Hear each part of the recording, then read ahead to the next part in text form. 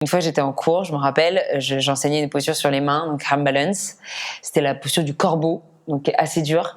Et en fait, je suis tombée la tête la première et je me suis fait ultra mal au crâne. Donc les élèves me regardaient genre, est-ce qu'elle a mal? Est-ce qu'on la sauve? Ou alors que c'est elle notre prof? Mais est-ce qu'on... Donc là, vraiment, j'ai eu un moment de solitude, quoi.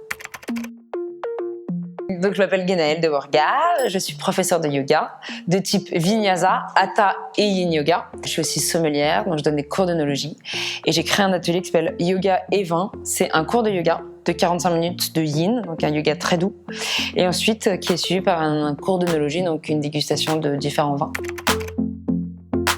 L'atelier que je fais aujourd'hui, c'est un Yin Yoga, donc un yoga très doux, les gens se relâchent complètement. Et ensuite un cours d'œnologie où là on parle art de dégustation, et notamment différence entre les vins conventionnels et les vins biodynamiques et naturels, qui sont des vins sans sulfite et sans intrants non naturels, c'est-à-dire sans pesticides.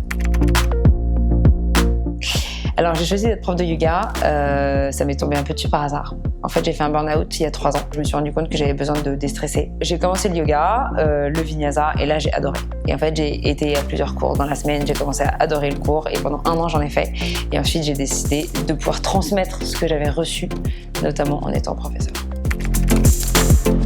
La première partie, c'est la méditation qui dure entre 5 et 10 minutes, où là, les gens donc, ils vont fermer les yeux, ils vont essayer de réécouter un petit peu leur respiration, de se reconnecter à eux-mêmes.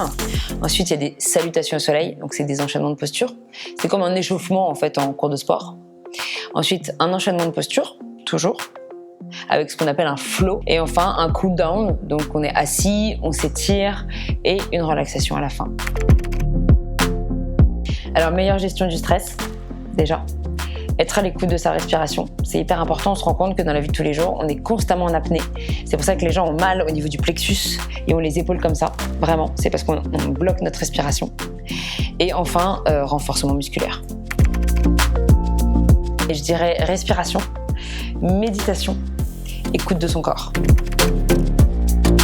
Être naturel, c'est le plus important. Les élèves, ils sont là pour avoir de la chaleur. Donc quand ils arrivent en cours, ils ont besoin de quelqu'un qui est souriant, quelqu'un qui est naturel, quelqu'un qui est à l'écoute.